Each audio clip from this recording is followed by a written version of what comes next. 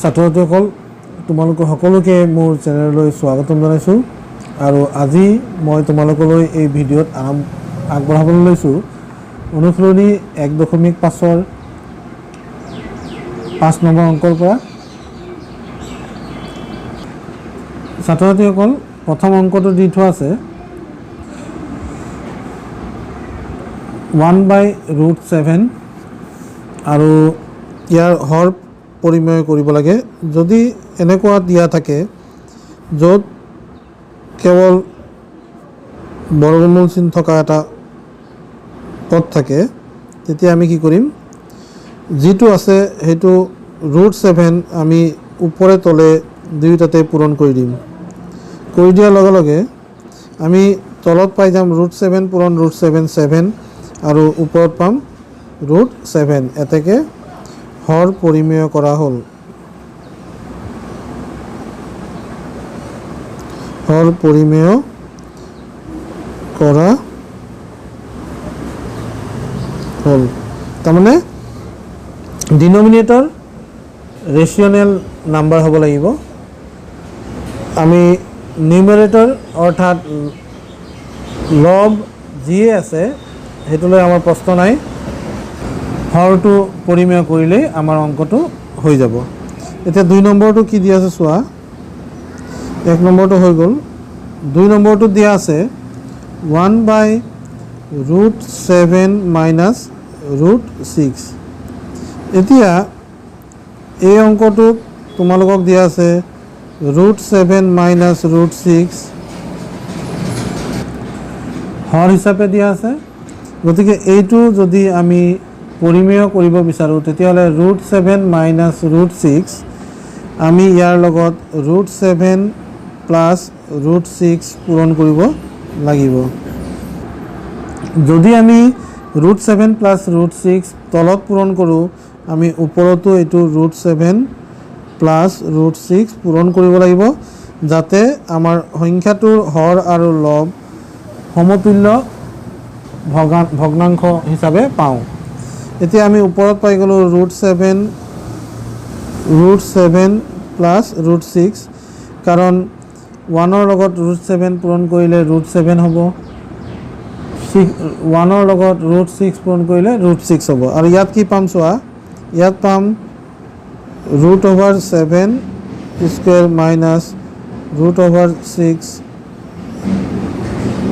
বৰ্গ হিচাপে পাম। এতিয়া এইটো আমি ভাঙি দিলে আমি পাই যাম, ওপৰত পাম √7 + √6, তলত পাম 7 - 6, অৰ্থাৎ আমি পাই যাম √7 + √6/1। এতিয়া আমাৰ হৰটো আমি পাই গ'লোঁ 1, এতেকে আমি এইটো লিখিব পাৰোঁ 7 + √6, এতেকে হৰ পৰিমেয় কৰা হ'ল। হৰ পৰিমেয় কৰা হ'ল। এতিয়া আমাৰ 2 নম্বৰটো হৈ গ'ল। এতিয়া মই আগবাঢ়ি যাওঁ 3 নম্বৰটোলৈ। 3 নম্বৰ প্ৰশ্নটোত কি দিয়া আছে চোৱা। 3 নম্বৰটোত দিয়া আছে 1/√5 + √2। এতিয়া আগৰ অংকটোত মাইনাছ আছিলে, ইয়াত কি আছে, প্লাছ আছে। গতিকে অংকটো একেই সূত্ৰৰ ব্যৱহাৰ হ'ব, অভেদ 3 ব্যৱহাৰ হ'ব। √5 + √2 ইয়াত হৰ হিচাপে আছিল, গতিকে ওপৰে তলে আমি পূৰণ কৰিব লাগিব √5 - 2। ইয়াত যদি √5 - √2 পূৰণ কৰোঁ, তেতিয়া এইটো কি হৈ যাব চোৱা, √5² - √2² হৈ যাব, ওপৰত থাকিব √5 - √2। তেন্তে আমি কি পাম চোৱা, আমি ওপৰত পাই গ'লোঁ √5 - √2, ইয়াত পাই যাম 5 - 2। √5² মানে 5, √2² মানে 2, গতিকে আমি ওপৰত পালোঁ লব √5 - √2, তলত পালোঁ 3। হৰটো পৰিমেয় কৰা হ'ল, মানে এতেকে হৰ পৰিমেয়। এতেকে আমাৰ 3 নম্বৰ প্ৰশ্নটো হৈ গ'ল। আমি লিখি দিলোঁ হৰ পৰিমেয় কৰা হ'ল, য'ত আমি পালোঁ √5 - 2/3। ছাত্ৰ ছাত্ৰীসকল 4 নম্বৰ প্ৰশ্নটো দি আছে 1/√7 - 2। এতিয়া এইটোক যদি আমি কৰোঁ কি হ'ব 1/√7 - 2 আছে, গতিকে ইয়াত আমি পূৰণ কি কৰিব লাগিব, আগৰ অংকবিলাক দেখিছিলে ইয়াত মাইনাছ থাকিলে ইয়াত প্লাছ থকাটোৰে পূৰণ কৰিব লাগে। a - b আৰু a + b সূত্ৰটোৰ প্ৰয়োগ হ'ব, গতিকে এইটো হৈ যাব এনেকুৱা। দেখিছা আমি ওপৰত পাই যাম √7 + 2, তলত পাম √7ৰ বৰ্গ কৰিলে 7 ওলাব আৰু 2ৰ বৰ্গ কিমান হ'ব আমি লিখিব লাগিব। আমি পাই যাম √7 + 2, এইফালে 7 - 4, চ' এনচাৰ হৈ যাব √7 + 2/3। ধৰিব পাৰিছা, এতেকে হৰ পৰিমেয় কৰা হ'ল বুলি লিখি দিবা। এতিয়া মই আগবাঢ়ি যাওঁ 5 নম্বৰ অংকটোলৈ। 5 নম্বৰটোত কি দি আছে চোৱা 13/√5।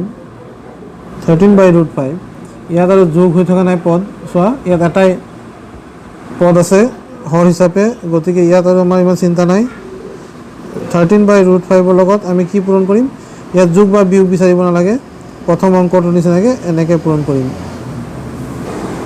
এতিয়া ছাত্ৰ ছাত্ৰীসকল মই √5ক নোহোৱা কৰিবলৈ, অৰ্থাৎ √5ক পৰিমেয় কৰিবলৈ √5 পূৰণ কৰিলোঁ। তোমালোকে ধৰিব পাৰিছানে মই কিয় এইবিলাক কৰি আছোঁ? মই আগতীয়াকৈ জানো যে √5ৰ লগত কি পূৰণ কৰিলে এই বৰ্গমূল চিনটো নোহোৱা হৈ যাব। √5ৰ লগত √5 পূৰণ কৰিলে আমাৰ কি পাম, 5 পাম, আৰু ইয়াত কি পাম 13√5। ওপৰত অপৰিমেয় সংখ্যা থাকক কোনো কথা নাই, কিন্তু হৰটো পৰিমেয় কৰিব লাগে। হৰ পৰিমেয় কৰা হ'ল, পৰিমেয় কৰা হ'ল। এতিয়া মই যাওঁ 6 নম্বৰ প্ৰশ্নটোলৈ। তো ছাত্ৰ ছাত্ৰীসকল এতিয়া মই 6 নম্বৰ প্ৰশ্নটোলৈ আগবাঢ়িছোঁ। 6 নম্বৰ প্ৰশ্নটোত দি আছে 6 + √5 / 6 - √5। এতিয়া ইয়াত দুটা পদ আছে, গতিকে আকৌ অভেদ তিনিটোৱে ব্যৱহাৰ কৰিব লাগিব। ওপৰত আছে 6 + √5, তলত আছে 6 - √5। আমাৰ মূল উদ্দেশ্য হ'ল হৰটো পৰিমেয় কৰা, গতিকে 6 - √5 আছে, 6 + √5ৰে পূৰণ কৰিম। ইয়াত যদি পূৰণ কৰোঁ ওপৰতো পূৰণ কৰিব লাগিব, সেইবাবে ইয়াত লিখিবই লাগিব। তো ছাত্ৰ ছাত্ৰীসকল এতিয়া আমি 6 + √5 যেতিয়া ওপৰে তলে লব আৰু হৰ দুয়োটাকে যেতিয়া পূৰণ কৰিছোঁ, কৰাৰ লগে লগে ইয়াত হৈ যাব a² - b², অৰ্থাৎ 6² - √5², আৰু ইয়াত পাই যাম 6 + √5 হোল স্কুৱেৰ, হয়নে? অভেদ এটা আছে আমাৰ জানা, অভেদটো ব্যৱহাৰ কৰি আমি ইয়াত পাম 36 - 5, 6ৰ বৰ্গ 36, আৰু এইফালে পাই গ'লোঁ √5ৰ বৰ্গ 5। এইফালে আমি কি পাম চোৱা, ইয়াত আমি পাই যাম a² + 2 * a * b + b². So our final result will be 31 as denominator, 36 + 12 √5 + 5 is the numerator. Last answer to কি হ'ব 41 + 12 √5 / 31. এতিয়া চোৱা হৰটো আমি পাই গ'লোঁ পৰিমেয়, এতেকে হৰ পৰিমেয় কৰা হ'ল বুলি মই লিখি দিলোঁ। এতিয়া মই আগবাঢ়ি যাব বিচাৰিছোঁ কুৱেশ্যন নম্বৰ 7লৈ। 7টোত আমাৰ দি থোৱা আছে, 7ত আছে 5 + √3 / 3 + √6। এতিয়া আমি এইটো আকৌ আগৰ অংকটোৰ নিচিনাকৈ কৰি যাম। 5 + √3 ইয়াক যেনেকৈ আছে এনেকৈ লিখোঁ, 3 + √6 লিখিলোঁ আমি।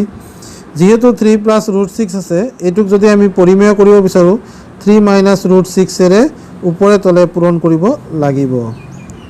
এতিয়া কৰাৰ লগে লগে আমি কি পাম চোৱা, ইয়াত পাই যাম a² মানে 3² - b² মানে আমি লিখিব লাগিব 6²। ইয়াত পাম চোৱা 5 * 3 - √6, এইফালে প্লাছ √3 মানে √3 * কি হ'ব 3 - √6।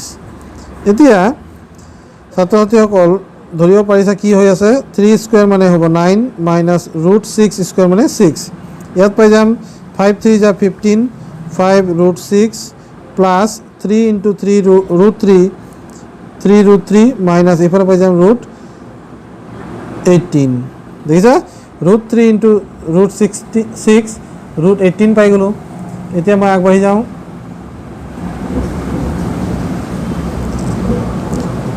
তলত পাই গ'লোঁ আমি 9 মাইনাছ 6 3 ইয়াত পালোঁ 15 minus 5 root 6 plus 3 root 3 minus root 18 যিহেতু হৰটো পৰিমেয় হৈ গ'ল আমাৰ অংক ইয়াতে আমি সামৰিব পাৰোঁ এতেকে হৰ পৰিমেয় কৰা হ'ল পৰিমেয় কৰা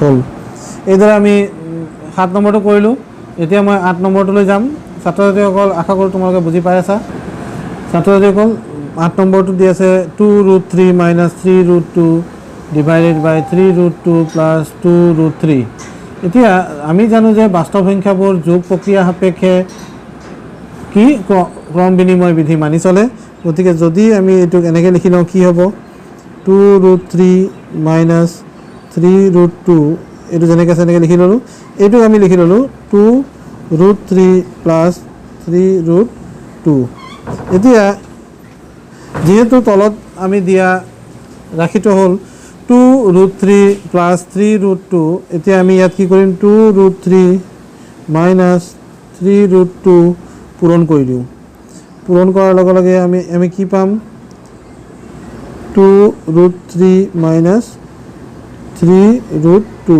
এইটো পাই গ'লোঁ আমি এতিয়া আমি তলত পালোঁ a প্লাছ বি পূৰণ a মাইনাছ বি গতিকে a square minus B square বুলি আমি লিখিম এইফালে আমি কি পাম এইফালে পাম a মাইনাছ বি পূৰণ a মাইনাছ বি এইটো হৈ যাব a square minus 2 into a into B plus B square দেখিছেনে তাৰমানে আমি পালোঁ ওপৰত a minus B whole square সূত্ৰ তলত পালোঁ a square minus B square গতিকে আমি কি পালোঁ চোৱা গতিকে আমি পালোঁ 4 ইনটু 3 তলত পালোঁ মাইনাছ ইয়াত পালোঁ 9 ইনটু 2 2ৰ বৰ্গ 4 3ৰ বৰ্গমূল আছে তাৰ বৰ্গ কৰিলে আমি 3 পাম 3ৰ বৰ্গ 9 2ৰ বৰ্গমূলৰ বৰ্গ হ'লে কিমান হ'ব 2 ইয়াত কি পাম ইয়াত পাম 4 পূৰণ 3 মাইনাছ ইয়াত কিমান পালোঁ 2 2 গুণ 4 4 3 গুণ 12 ৰুট 3 আৰু 2 পূৰণ কৰিলে ৰুট 6 হ'ব প্লাছ ইয়াত পাম 9 ইনটু 2 এতিয়া ছাত্ৰ ছাত্ৰীসকল আমি কি পালোঁ চোৱা ইয়াত পালোঁ 3 4 গুণ 12 আৰু এইফালে বিয়োগ 18 এইফালে পালোঁ 12 বিয়োগ 12 ৰুট 6 প্লাছ 18 এতিয়া আমি পালোঁ 12 মাইনাছ 18 তাৰমানে মাইনাছ 6 পালোঁ এইফালে 12 প্লাছ 18 এইটো আমি কিমান পাম 30 পাম মাইনাছ 12 ৰুট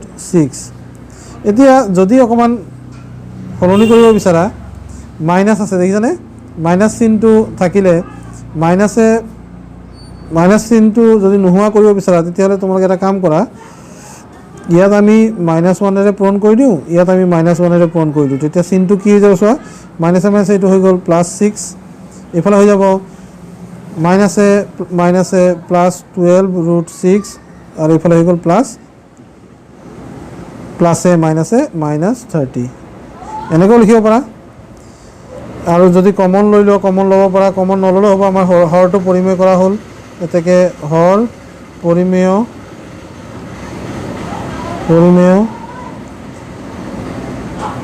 কৰা হ'ল তো ছাত্ৰ ছাত্ৰীসকল এইবাৰ মই 9 নম্বৰ প্ৰশ্নলৈ গৈছোঁ 9 নম্বৰ প্ৰশ্নটো দি আছে √a + x minus √a minus x divided by √a + x plus √a minus x এতিয়া আগৰ অংকবোৰৰ দৰে একেই ইয়াত খালি আখৰ দিয়া আছে আখৰ থাকিলে আমাৰ একো অসুবিধা নাই, পূৰণ হৰণ কৰিবই নালাগে, চিন্তাই নাই, তোমালোকৰ কাৰণে সহজেই হ'ব। এতিয়া চোৱা মই যেনেকৈ আছে সেনেকৈ লিখি ল'লোঁ। হৰটো কি আছে চোৱা, ৰুট এ প্লাছ এক্স, এইটো গোটেইটোক যদি মই এ বুলি ধৰোঁ আৰু এইটো গোটেইটো যদি বি বুলি ধৰোঁ, তেতিয়াহ'লে আমাৰ সূত্ৰটো প্ৰয়োগ কৰিবলৈ এ প্লাছ বিৰ লগত এ মাইনাছ বিৰ পূৰণ কৰিব লাগিব। দেখিছানে? কৰিবনে পূৰণ? কৰাৰ লগে লগে ইয়াতো কৰিব লাগিব, এইটো এ মাইনাছ বি ইয়াতো পূৰণ কৰিব লাগিব। দেখিছা? ঠিকে আছে। পূৰণ কৰাৰ লগে লগে আমি কি পাম চোৱা, ইয়াত পাই যাম এ প্লাছ বি, এইটো চোন এ ধৰিছিলোঁ নহয়, এইটো এ ধৰিছিলোঁ, ইয়াৰ বৰ্গ হ'ব বিয়োগ, এইটো হৈ যাব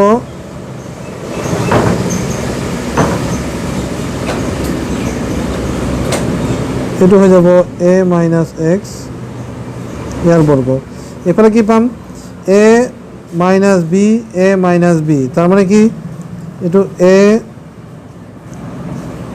মাইনাছ বি হোল স্কুৱাৰ পাই যাম। দেখিছেনে? এ মাইনাছ বি হোল স্কুৱাৰ পাই যাম। এতিয়া পোৱাৰ লগে লগে এইটো চোৱা কি হ'ব, ইয়াত আমি পাই যাম ব্ৰেকেটটো খোলা, স্কুৱেৰ কাটাৰ লগে লগে ইয়াত হ'ব এক্স, এ প্লাছ এক্স মাইনাছ, ইয়াত কি হৈ যাব এ মাইনাছ এক্স, কিন্তু ব্ৰেকেটত লিখিব লাগিব কাৰণ ইয়াত আগফালে কি আছে, মাইনাছ চিন এটা আছে। ইয়াত কি পাম, ইয়াত পাই যাম এ মাইনাছ এক্স, ধৰিব পাৰিছানে? ইয়াত বৰ্গমূল চিন আছে, বৰ্গ কৰাৰ লগে লগে এইটো কি হৈ যাব এ মাইনাছ এক্স হৈ যাব, মাইনাছ 2 ইনটু এইটো হ'ল এ আৰু এইটো হ'ল বি প্লাছ এ মাইনাছ এক্স। দেখিছেনে? ধৰিব পাৰিছে এইটো কি হ'ল, বৰ্গ কৰিব লাগিব, এ মাইনাছ বি হোল স্কুৱেৰ মানে হ'ল এ square minus 2 A B plus B square. গতিকে এইটো স্কুৱেৰ কৰাৰ লগে লগে স্কুৱেৰ আৰু ৰুট কেঞ্চেল যাব, থাকিব এ মাইনাছ এক্স। এতিয়া আমি যদি যাওঁ আগুৱাই, তেতিয়াহ'লে আমি কি পাম চোৱা, এই ব্ৰেকেটটো খুলি দিয়াৰ লগে লগে এ প্লাছ এক্স মাইনাছ এ মাইনাছে প্লাছ এক্স হ'ব।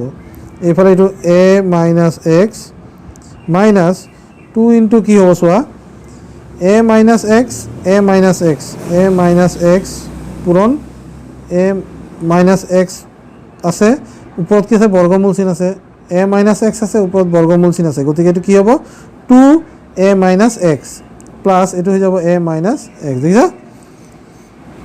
এতিয়া মই যাওঁ ইয়াৰ পিছৰ অংশলৈ।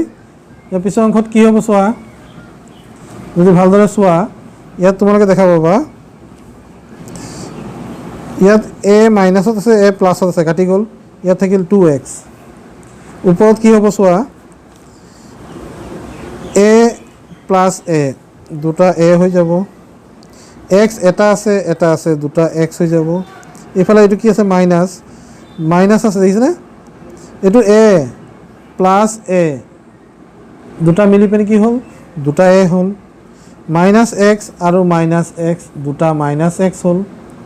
এইফালে এইটো কি আছে মাইনাছ 2 ইনটু এ, 2a মাইনাছে প্লাছ 2 ইনটু এক্স, 2x। দেখিছা?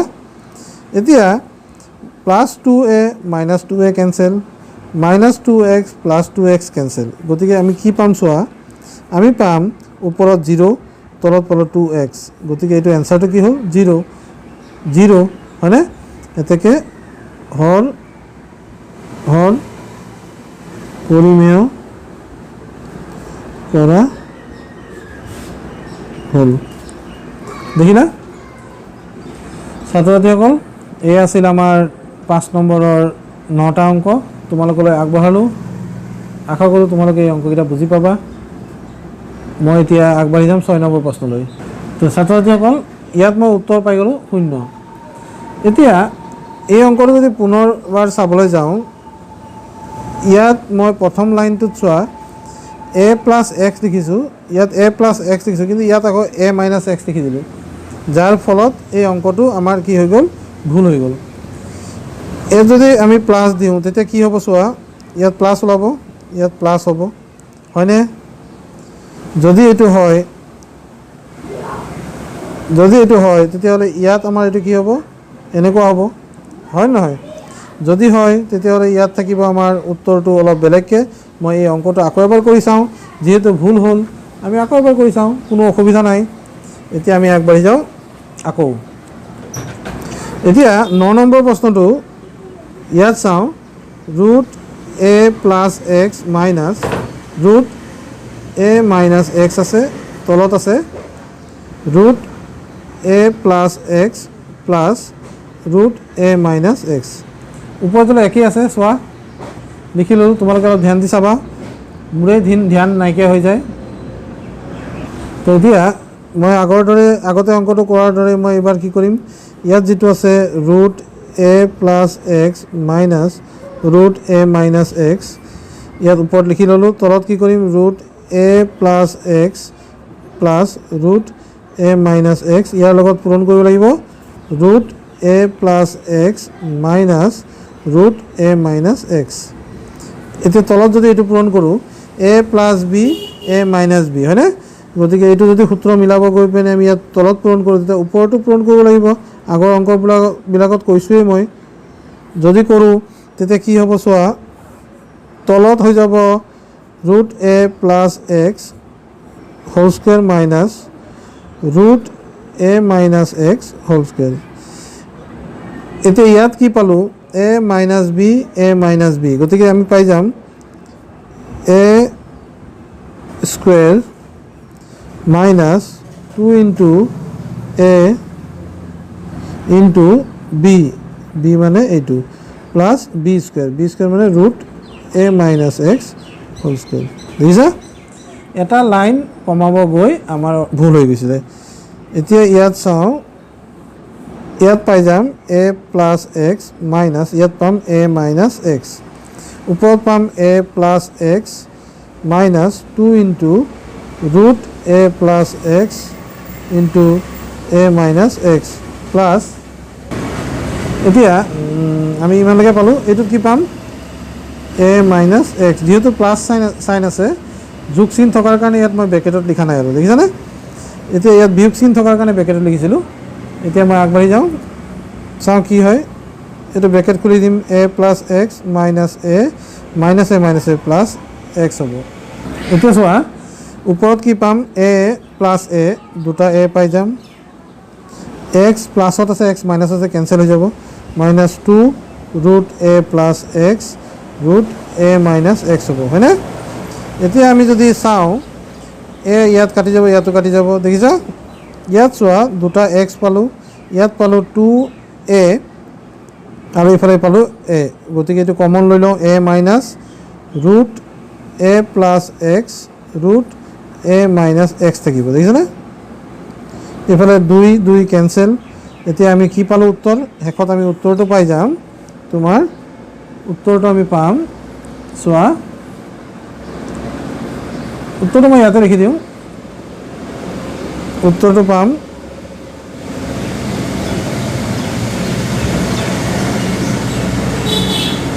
এ minus root a plus x into root a minus x divided by x এইটো হ'ল আমাৰ উত্তৰ তো ছাত্ৰ ছাত্ৰীসকল তোমালোকে অনুগ্ৰহ কৰি ভিডিঅ'টো ভালদৰে চাবা ক'ৰবাত ভুল দেখিলে মোক কমেণ্টত জনাবা আশা কৰোঁ তোমালোকে ইয়াৰ পৰা উপকৃত হ'বা আৰু মোৰ লগত সংযুক্ত হৈ থাকিবলৈ চেনেলটো ছাবস্ক্ৰাইব কৰিবা আৰু লগৰ বন্ধু বান্ধৱীৰ লগত শ্বেয়াৰ কৰিবা ধন্যবাদ